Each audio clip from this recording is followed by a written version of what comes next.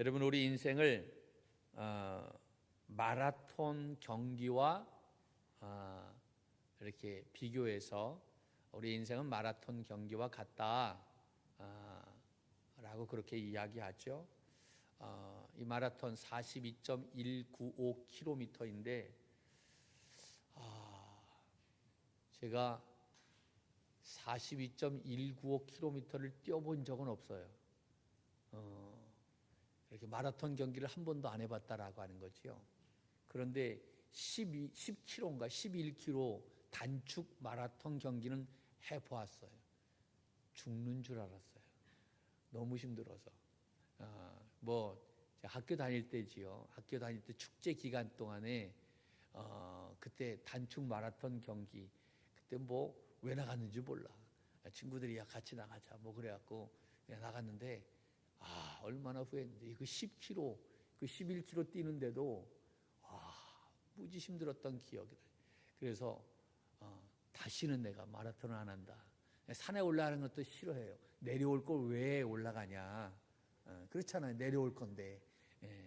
그래서 이 성주산 가까운데도 잘 올라가지 않아요. 여러분, 인생이 마라톤 경기와 같다라고 그렇게 이야기하죠. 마라톤 경기할 때 다 같이 출발을 합니다. 먼저 출발하는 거 없어요. 그러면 그거는 반칙이지요. 같이 출발합니다. 땅소리와 함께 같이 쫙 출발하는데, 여러분, 같이 출발을 했다고 해서 목적지에 도착하는 것이 아니다라고 하네요. 모든 사람들이 다 목적지에 도착합니까? 그렇지 않아요. 아니, 그 11km 그 단축 마라톤 하는데도 출발은 했는데 출발할 때는 엄청나게 많았어요. 모두가 다 참석한 것 같아. 그런데 돌아올 때에는 절반도 안 되는 것 같아. 도중에 다 어디로 샜어. 이런 걸 보면 여러분, 출발했다고 해서 모든 사람들이 다 목적지에 도착하느냐? 그것이 아니다라고 하는. 많은 사람들이 중도에 포기하는 경우가 얼마나 많은지, 잘못된 길로 빠지는 경우가 얼마나 많은지 몰라요. 목적지에 도착하지 못하는 이유가 바로 뭘까요? 우리를 유혹하는 유혹의 손길들이 너무나 많이 있는 거예요. 그것을 뭐라고 표현하면 장애물이라고 표현할 수가 있겠죠. 도중에 장애물들이 굉장히 많이 있어요. 여러분, 우리 인생의 그 길에도 장애물이 한두 가지가 아니다라고 하는 여러 가지 많은 장애물들이 있어요. 오늘 본문 말씀에 보면 그 장애물을 무엇으로 표현해 놓았느냐 하면 2절 말씀에 보면 이렇게 이야기하고 있어요. 같이 볼까요? 2절 시작. 내 형제들아, 여러 가지 시험을 당하거든. 여기서 뭐라고 이야기하고 있어요? 시험.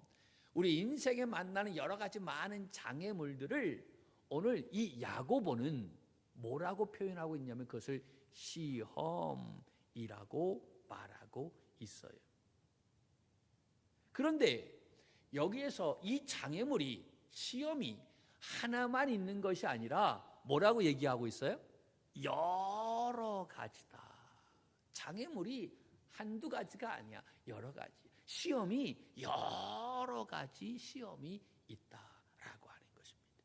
그런데 뭐라고 얘기합니까? 그 여러 가지 시험을 만났을 때에 우리가 어떠한 마음을 갖고 어떠한 태도를 갖느냐, 이것이 굉장히 중요하다라고 하는 사실을 이야기하고 있어요. 여러분, 여기서 말하는 시험이라고 하는 이 말은 우리 한국 이 성경 번역을 보면 좀 아쉬운 그러한 점이 좀 많이 있어요. 번역하는 데 있어서 그 원어에 맞게 그렇게 번역한다라고 하는 것이 쉽지 않아요. 근데 이 원어의 단어는 좀 다르게 되어 있는데 우리 성경에는 다 시험, 시련, 또 12절 이후에도 시험, 다 시험으로 나와 있어. 그런데 여기서 말하는 시험이라고 하는 것이 다 똑같은 의미가 아니다라고 하는 사실을 우리는 먼저 생각해야만 됩니다. 그러니까 11절까지에서 이야기하는 이 시험과 12절 이후에 나와 있는 시험은 의미가 좀 다르다라고 하는 거예요. 자, 그러면 오늘 이 말씀 속에서 이야기하는 이 시험은 어떠한 의미가 있느냐? 두 가지 의미가 있는데, 하나는 믿음으로 인해서 오는 시험이 있다라고 하는 거예요. 우리가 신앙생활하면서 얻는 어려움이 있지요.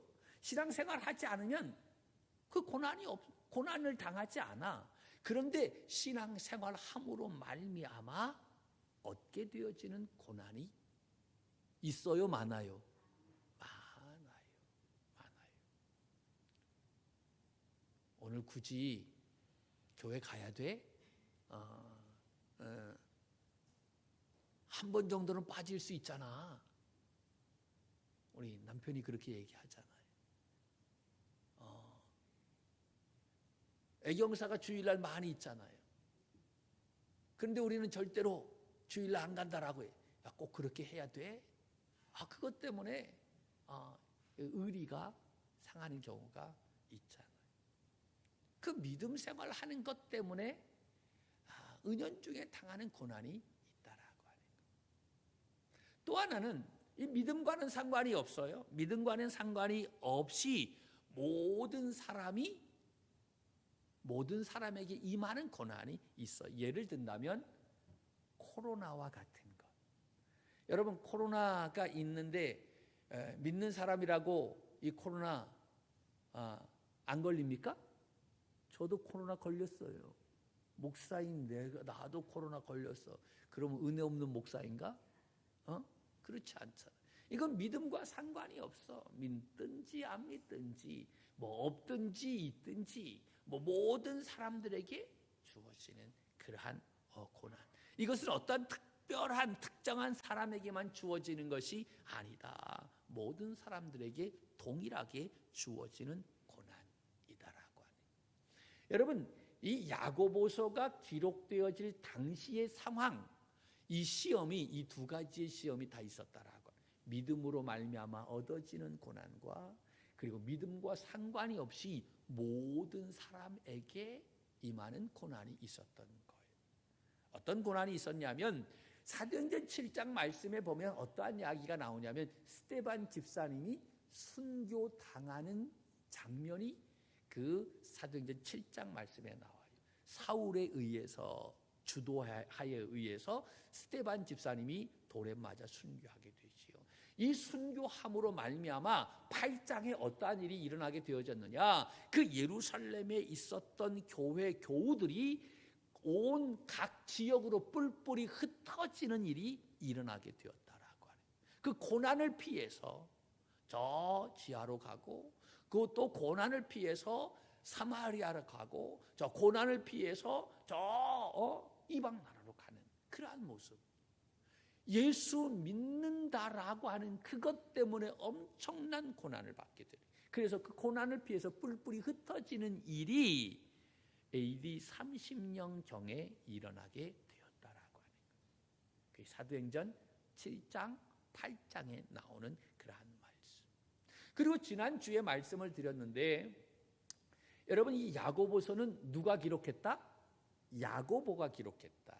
예수님의 동생이었던 야고보가 기록했는데, 야고보가 언제 순교를 당했냐면 AD 62년경에 그가 순교를 당하게 되어졌어요.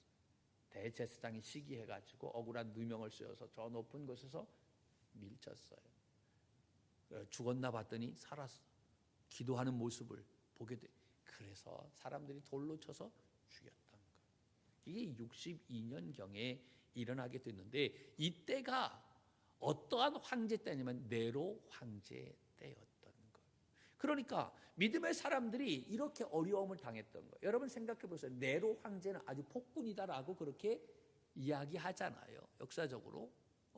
그리고 이 네로 황제 때 기독교인들이 얼마나 많은 고난을 당했는지 몰라요. 많은 사람이 죽었어요. 이유가 바로 뭐냐면 64년경에 그 로마의 대화재 사건이 일어나게 되는데, 그 대화재 사건에 이 네로 황제가 그 주범을 누구로 이야기하게 되어졌냐면 기독교인이 이 주범이었다라고 이야기하는.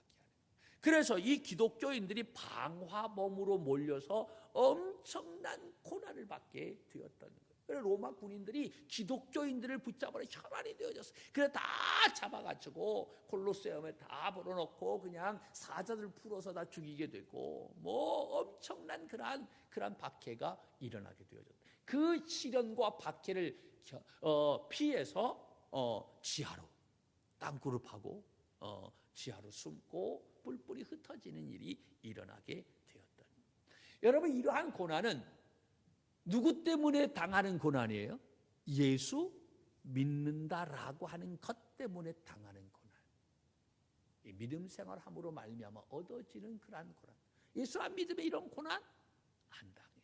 이러한 고난이 이 당시에 있었다라고 하는 거예요. 그런가 하면 예수 믿는 것과 상관없는 또한 고난도 있는데, 이 로마의 네 번째 황제가 바로 누구였냐면 글라우디오 황제입니다. 이 글라우디오 황제 때 AD 45년에서 48년에 어떠한 일이 일어나게 되어졌냐면, 사도행전 11장 말씀에 보면 그때에 그 지역에 큰 기근이 있었다라고 이야기해요. 그 기근이 몇 년 동안 지속되어졌냐면 3년하고도 6개월 이상 동안 기근이 심하게 일어나게 되어졌다는 거예요. 여러분 생각해 보세요. 기근이 몇 년 동안 3년이 넘게 지속되어졌어요. 지금 비가 안 온다고 지금 엄청나게 문제잖아요. 그래서 지금 그냥 산불 많이 나고 막 그냥 문제잖아요. 그런데 1년만 비 안 와도 농사 없어요. 그런데 3년 넘게 기근으로 말미암아 엄청난 고난이 있게 되어요. 이것은 믿음과 상관이 없어요. 모든 사람들이 다 당하는 그러한 고난이었다라고 하는 거예요. 그런데 이러한 극심한 그러한 가뭄으로 말미암아, 기근으로 말미암아 나타난 현상이 바로 뭐냐? 더 심각한 것은 부의 양극화 현상이 일어나게 되어졌다. 잘 들어야만 됩니다.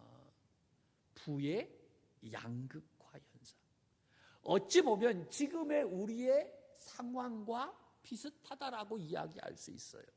여러분, 코로나가 장기화되면서 세계 경제가 침체되어졌어요. 그래서 경기가 어려워졌어요.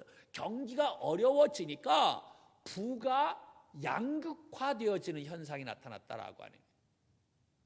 무슨 이야기입니까? 여러분, 정말 건강한 사회는요, 이 중산층이 많아야 돼요, 작아야 돼요? 많아야지. 그래야 그 사회가 건강한 사회가 되는 거예요. 중산층, 중간에 있는 그러한 이 사람들이. 그런데 이 코로나로 말미암아 여러 가지 어려움이 있으니까 이 중산층이 무너지는 거예요. 무너지고 저 있는 사람들은 더 많이 있고 없는 사람들은 더 없고, 그래서 부의 양극화 현상이 나타나서 그 사회가 갈등 구조가 되어졌다라고 하는 거예요. 여러분, 지금 금리가 엄청나게 많이 높아졌다라고 얘기하죠. 있는 사람들은 너무나 좋아요. 왜냐하면 은행에 넣어도 금리가 막 불어나니까 있는 사람들은 더 있는, 없는 사람들은 다 영끌해가지고 다 긁어 모아가지고 다 집 사고 뭐 이렇게 했는데 그 이자 부담에 그냥 다 지금 두 손 높이 드는 그러한 모습, 안타까운 그러한, 지금의 현상, 그러한 현상, 심각한 그러한 모습. 그런데 이러한 모습이 이때 당시의 모습이다라고 하는 거예요. 이러한 시험이, 이러한 장애물이, 이러한 어려움이 한 가지가 아니라 두 가지, 세 가지, 네 가지, 여러 가지 많은 일들이 한꺼번에 닥치게 되었다라고 하는 거예요. 여러분 생각해 보세요. 그러한 여러 가지 시험을 당하고 있는데 야고보가 뭐라고 이야기합니까? 이러한 시험을 당하게 될 때에, 어려움을 당하게 될 때에 어떠한 마음, 어떠한 태도를 가져야 되는가? 오늘 이 말씀 우리에게 이야기하고 있는 거예요. 오늘 이 말씀 아멘하는 게 참 쉽지 않아요. 저도 이 말씀 준비하면서 얼마나 많이 참 부담이 됐는지 몰라요. 나도 이러한 상황이 아멘 해야 되는데 솔직히 목사로서 아멘 한다라고 하는 것이 쉽지 않아요. 저도. 그렇지만 오늘 이 말씀에 저도 도전을 받고 다시 한번 아멘하고 할렐루야. 그래요. 이러한 어려운 가운데 있을 때, 여러 가지 시험을 당할 때 우리가 어떠한 태도를 가져야 되느냐? 첫째, 따라합시다. 기쁘게 여겨라. 뭐라고요?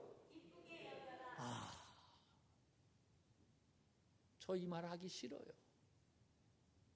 어떻게 이것을 기쁘게 받아들일 수 있느냐라고 하는 거예요. 이 시험이 한두 가지 시험이 아닌데 여러 가지 시험이 오는데 어떻게 이것을 아멘 기쁘게 받아들일 수 있느냐라고 하는 거지. 보통 믿음을 가지고는 여러분 이 말씀을 붙잡기가 어려워요. 2절 말씀에 뭐라고 얘기합니까? 내 형제들아 너희가 여러 가지 시험을 당하거든 온전히 기쁘게 여겨라. 그냥 기쁘게 여기는 것이 아니라 기쁘게 여겨라라고 하기 전에 뭐라고 얘기했어요? 온전히. 이게 더 부담이 되네. 기쁘게 여기는 것도 어려운데 온전하게 기쁘게 여겨라라고 이야기하고 있어요. 정말 이 말씀 아멘 하기가 어려워요. 받아들이기가 어려워요. 한 가지 시험이 아니에요. 여러 가지 시험이 한꺼번에 들이닥치는 거예요. 이러한 상황에서 어떻게 내가 그것을 기뻐할 수 있느냐라고 하는 것이. 그런데 야고보는 뭐라고 얘기해요? 기뻐하라 라고 말씀하고 있어요. 야고보의 별명이 뭐라고 그랬어요? 낙타무릎이라고 얘기했지. 얼마나 기도를 많이 했는지 그 무릎이 낙타 무릎처럼 되었다. 이러한 상황, 그 죽어가면서도 그 높은 곳에 떨어져서 죽어가면서 돌에 맞아 죽어가면서 뭐 했다? 기도했다라고. 그 돌에 맞아 죽어가면서도 그거를 받아들였던 거예요. 그러면서 주여 저들을 용서해달라. 주님이 십자가상에서 기도하셨던 그 기도의 내용을 그대로 기도했다라고. 그러니까 자기가 그렇게 그 시험 가운데서 그 시험을 믿음으로 받아들이면서 오히려 그들을 축복하며 기도하는 그였으니까 그가 이와 같이 고백할 수 있었겠지요. 여러분 이 시험은 내부적인 시험을 이야기하는 것이 아니에요. 내 욕심으로 말미암아 내 탐욕으로 말미암아 나타나는 시험이 아닌 거예요. 외부적인 시험, 믿음으로 인한 시험인 거예요. 코로나와 같은 그러한 극심한 가뭄으로 인한 고난을 받는 것입니다. 여러 가지 많은 고난이 한꺼번에 닥치게 되는 거예요. 이러한 외부적인 시험이 올 때 그 시험을 당하는 사람의 태도가 중요하다. 그 태도에 의해서 결과가 달라진다라고 하는 것입니다. 하나님은 우리에게 시험을 회피하거나 그 시험을 두려워하라라고 말씀하지 않아요. 오히려 그 시험을 기쁘게 여겨라 라고 그렇게 말씀하고 있습니다. 그 이유가 바로 뭐냐? 3절에 이야기합니다. 같이 볼까요? 3절 시작. 이는 너희 믿음의 시련이 인내를 만들어 내는 줄 너희가 알미라. 아멘. 여러분 시험이 올 때에 그것을 기쁘게 받아들여야 하는 이유가 바로 뭐라고요? 인내를 만들어 준다라고. 그 시험을 내가 기쁘게 받아들이게 될 때에 내가 인내하는 법을 배우게 된다라고 하는 거예요. 그러니까 사람이 실패하는 이유가 바로 뭐예요? 무엇이 없어서 실패하는 거예요? 인내가 없어서 실패한다라고 하는 거예요. 조금만 참으면 되는데 그 조금을 참지 못해서 주저앉고 조금만 참으면 되는데 그 조금을 참지 못해서 분노합니다. 분노하고 나서 나중에 후회하잖아. 아유, 내가 좀 참을 걸. 그 조금만 참으면 되는데. 그 조금만 참으면 될 일인데 그 조금을 참지 못하고 인내하지 못해서 평생 후회하며 사는 사람들이 얼마나 많은지. 저도요, 후회하며 이렇게 지낼 때가 많더라고요. 아유, 내가 좀 참을 걸. 생각해보면 내가 화 잘 안 내잖아요. 나 화내요? 잘 안 내요. 1년에 한 3년에 한두 번 낼까? 뭐 그때 무섭게 냈지만 그것도 참을 걸. 화내고 무지 후회해요. 그거 좀 참을 걸. 아무것도 아닌데 지나가 보면 정말 아무것도 아닌데 화낼 일이 아닌데 그렇게 화낸 거. 여러분, 시험이 나를 인내하게 만든다라고. 그러므로 우리가 시험이 올 때 내가 그것을 기쁘게 받아들여야 된다. 두 번째 이유가 바로 뭐냐 하면 4절입니다. 4절 볼까요? 시작. 인내를 온전히 이루라. 이는 너희로 온전하고 구비하여 조금도 부족함이 없게 함이라. 아멘. 참 이해하기 쉽지 않은 그러한 말씀인 거예요. 시험이 우리를 온전하게 한다라고 하는, 시험이 우리를 부족함이 없게 한다라고 하는 거예요. 그러니까 시험이 올 때 그것을 기쁘게 받아들여라 라고. 아니, 어떻게 시험이 우리를 온전하게 해?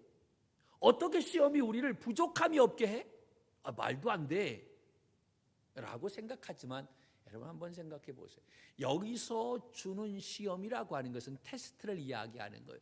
여러분, 하나님께서 우리에게 테스트하는 것은 다음 단계를 주시기 위해서 테스트하는 거예요. 이 테스트를 넘지 못하면 다음 단계가 주어지지 않아. 다음 단계는 지금 단계보다 더 좋아요, 더 좋아요. 더 좋은 것을 주시기 위해서 이 테스트 관문을 통과해야 된다라고 하는 거지. 하나님께서 우리에게 왜 시험을 주시느냐, 테스트를 주시느냐, 다음 단계, 더 좋은 단계를 주시기 위해서, 더 온전한 삶, 부족함이 없는 것, 그 삶을 주시기 위해서 이 시험을 주시는 것이다. 할렐루야.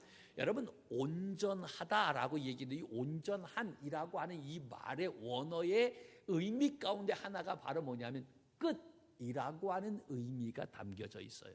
무엇? 끝. 이 말은 어떤 시험이 와도 도중에 포기하지 않고 끝까지 견디는 모습을 이야기하는 거예요. 끝까지 견디게 되면 그 끝에는 어떠한 결과물을 얻게 된다라고 하는 거예요. 끝까지 견디게 되면 열매를 거두게 된다라고 하는 거예요. 할렐루야. 그러니까 우리가 열매를 거두지 못하는 이유가 바로 뭐예요? 끝까지 견디지 못하기 때문에 그런 거예요. 그러니까 열매가 있어야 우리가 온전하게 되고, 열매가 있어야 부족함이 없잖아요. 그 열매를 먹으니까. 할렐루야. 이것을 좀 더 쉽게 설명을 하려면 이렇게 얘기할 수 있겠죠. 여러분, 개미와 배짱이의 이야기 아시지요? 기분이 좋아지셨네. 할렐루야. 개미, 한여름 동안에 개미가 어떻게 합니까? 열심히 일해.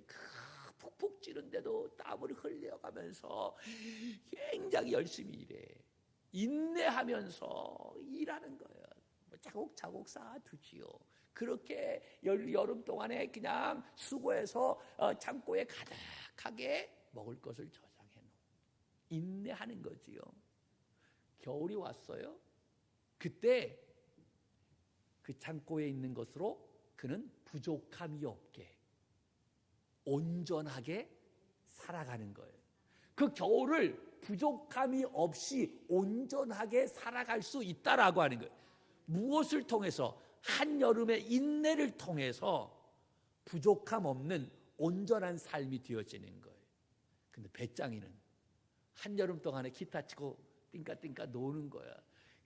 개미가 열심히 야 무슨 뭐 일하냐 하고 놀지 뭐 그러면서 뭐 그냥 놀기만 하는 거야. 겨울이 왔어요. 먹을 것이 없어요. 그러니까 부족한 거예요. 온전한 삶이 못 되는 거예요.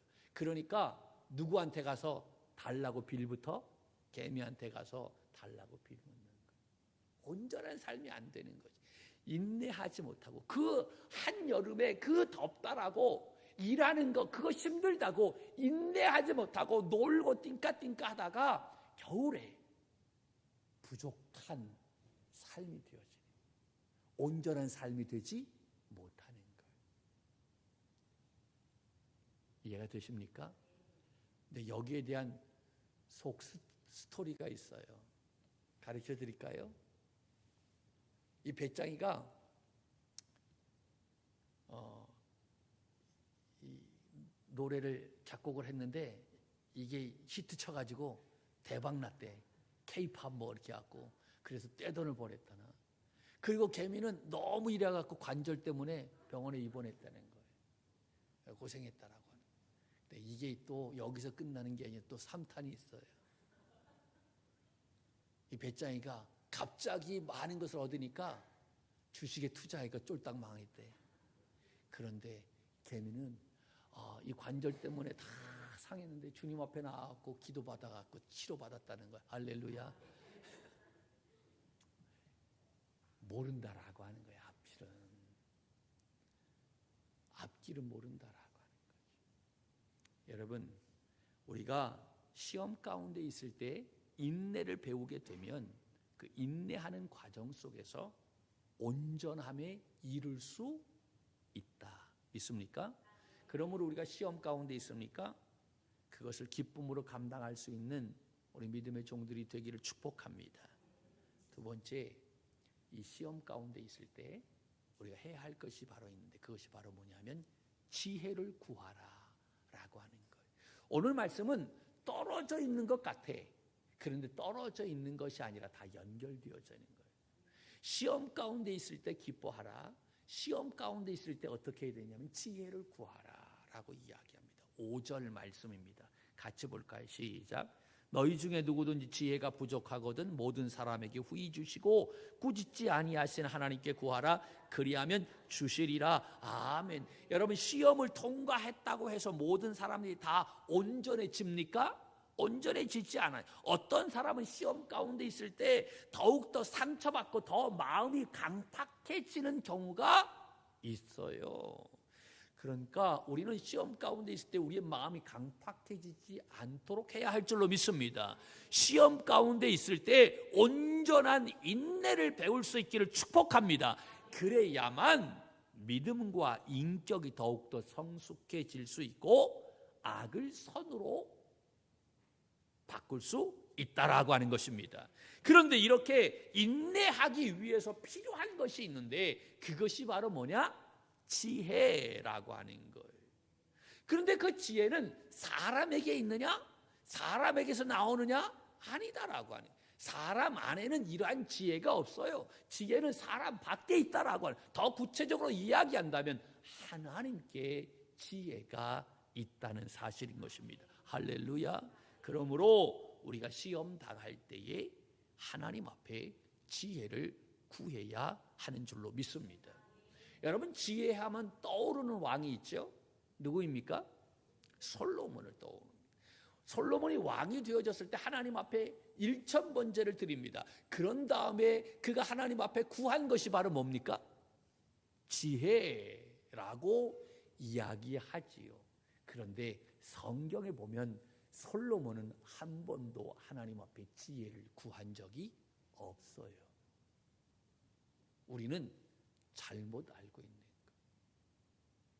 열왕기상 3장 9절 말씀에 보면 이 솔로몬이 왕이 되고 난 다음에 하나님 앞에 나가서 기도하는 거예요. 1,000번제를 드리고 그랬을 때 야 하나님이 너 소원이 뭐냐? 내가 다 들어줄게 라고 이야기합니다. 그러자 이 솔로몬이 그 하나님 앞에 이렇게 하나님 내가 어찌 이 많은 백성들을 재판할 수 있겠습니까? 듣는 마음을 종에게 주사 주의 백성을 재판하여 선악을 분별할 수 있게 해 주시옵소서. 무슨 마음을 달라고요? 듣는 마음을 주시옵소서. 이 백성들이 내 앞에 나와서 자기의 억울함을 다 호소하게 될 때에, 그때에 하나님께서 나에게 말씀하실 텐데 그 말씀하시는 그 듣는 마음을 나에게 주시어서 하나님이 야 이거는 이러한 문제야, 야 이거는 이렇게 처리해, 야 이거는 이렇게 판단해, 그렇게 말씀하실 텐데 그 하나님이 말씀하시는 듣는 마음을 나에게 주시어서 내가 이 백성들을 잘 재판할 수 있게, 선악을 분별할 수 있게 해달라라고 그렇게 기도했다는 거예요.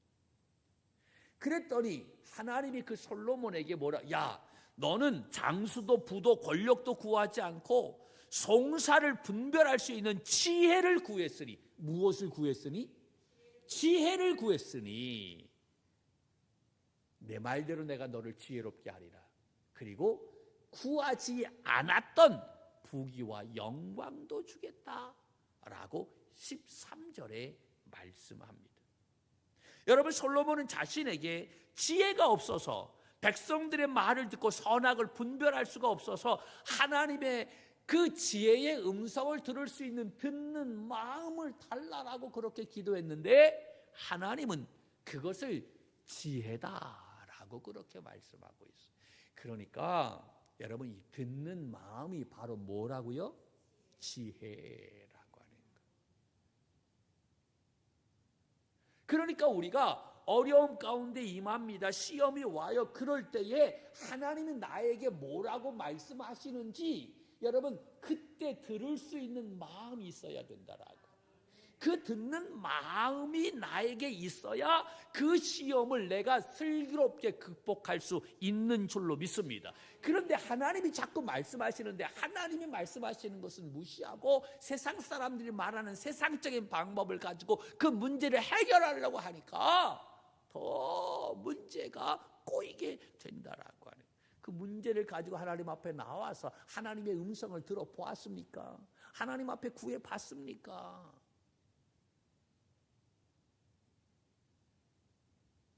고난이 올 때 좀 하나님 앞에 와서 지혜를 구하라라고 하는, 하나님 내가 이 문제 있는데 어떻게 해결해야 될까? 하나님 나에게 지혜를 주시옵소서. 하나님의 음성을 듣는 마음을 나에게 주시옵소서. 할렐루야.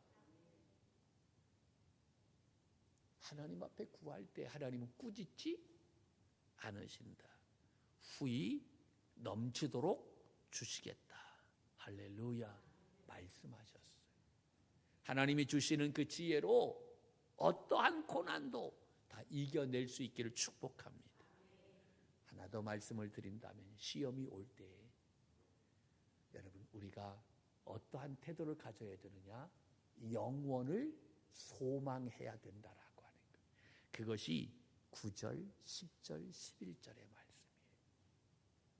여러분 오늘 말씀이 다 따로따로인 것 같은데 그런데 그것이 아니라 연결되어지는 말씀인 거예요. 구슬도 어떻게 해야 된다고요? 잘 꿰어야 보배가 되듯이 이 말씀도 잘 꿰어요. 시험이 올 때에 첫째는 기쁘게 여겨라. 기쁘게 여겨야 할 이유에 대해서 두 가지를 이야기하고 인내를 배우게 되고 온전하게 된다. 시험이 오게 될 때에 하나님의 지혜를 구하라. 듣는 마음이 있어야 된다. 그럴 때 그 시험을 이길 수가 있다.